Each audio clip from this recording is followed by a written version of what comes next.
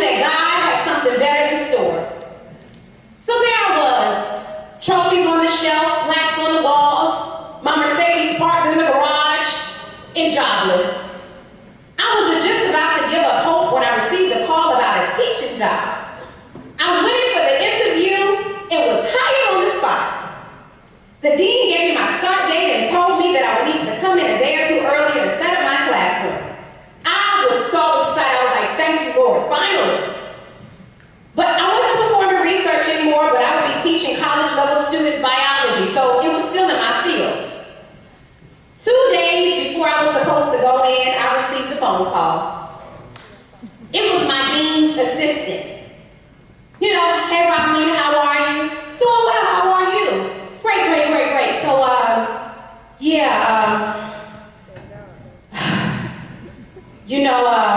you know the dean? She was just fired. Excuse me? Yeah, she was just fired. The dean who hired you was just fired, and I'm going to be resigning, so you don't have a job. I can pass your resume on to the new dean, but I'm not sure if he will hire you. My bottom lip hit the floor, and my heart stopped beating for like 5 minutes. I think I was dead for 5 minutes because I couldn't believe what I had just been told. I became numb, no feelings, no emotions. I felt like the world I was living in, you know, the pushing through, the don't give up, the keep the faith, had turned cold and dark. I looked towards the heavens and I was like, for real, God, for real, this is how you gonna do your girl, okay? What have I done to deserve this, God? Have I not been faithful?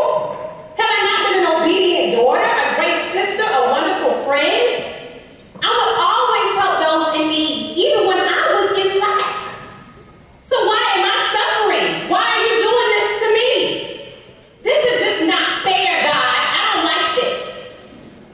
So tears began to stream down my face. I was so frustrated, and I was tired of asking my mommy and my sister and my auntie for money to help pay my mortgage and my water bill, and just, you know, and then my sister would give me money. She would say, well, can I get $50 off your food stamp card? I said, hey, all I got is 100. You know, that's what I had to go through, day in and day out. I was grown. I was a woman. I enjoyed working hard and making an earnest living. I like to be the one writing the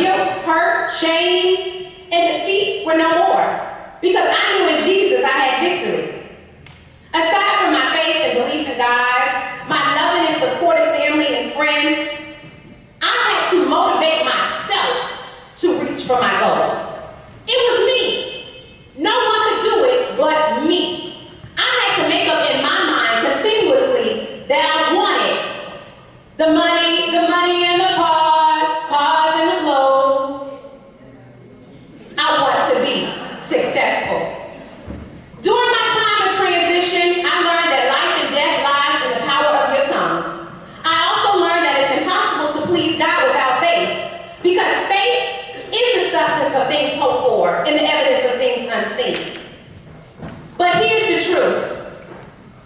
The only place success comes before work is in the dictionary. Let me say it again. The only place success comes before work is in the dictionary. There will never be a time in your life when you magically become successful. If there were a time as such, we would have no worries. We all have aspirations.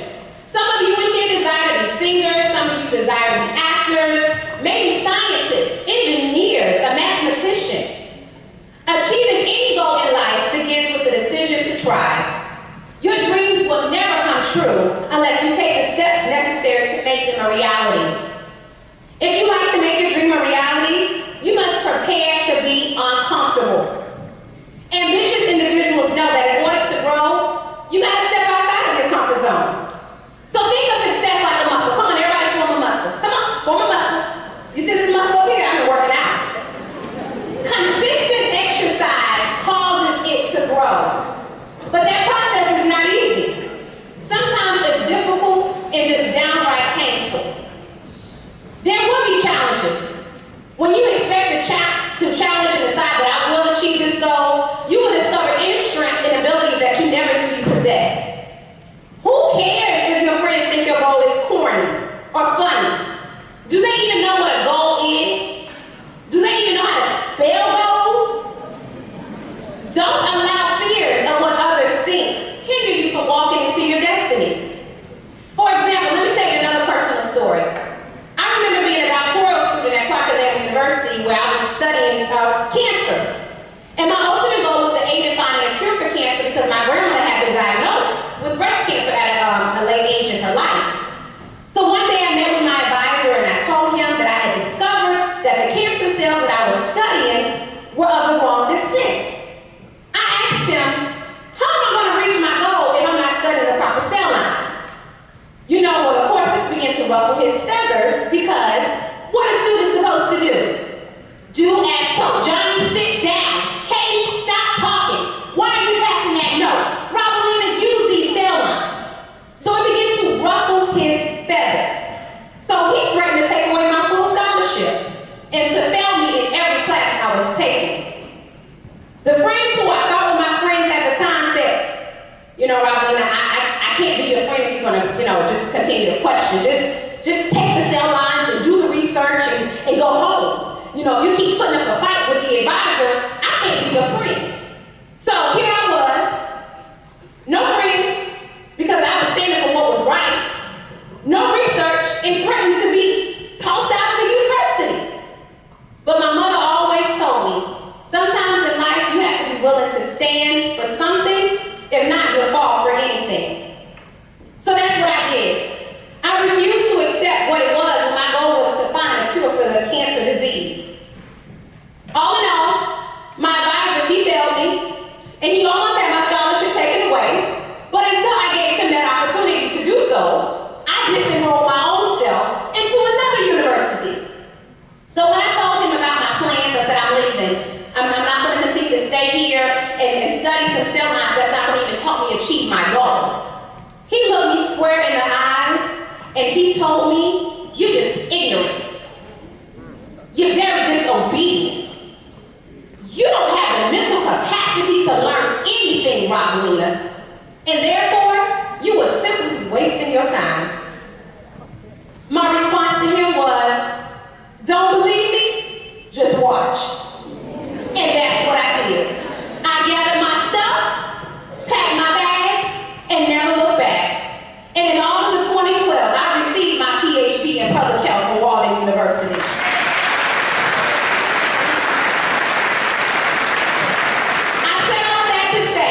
That you are in total control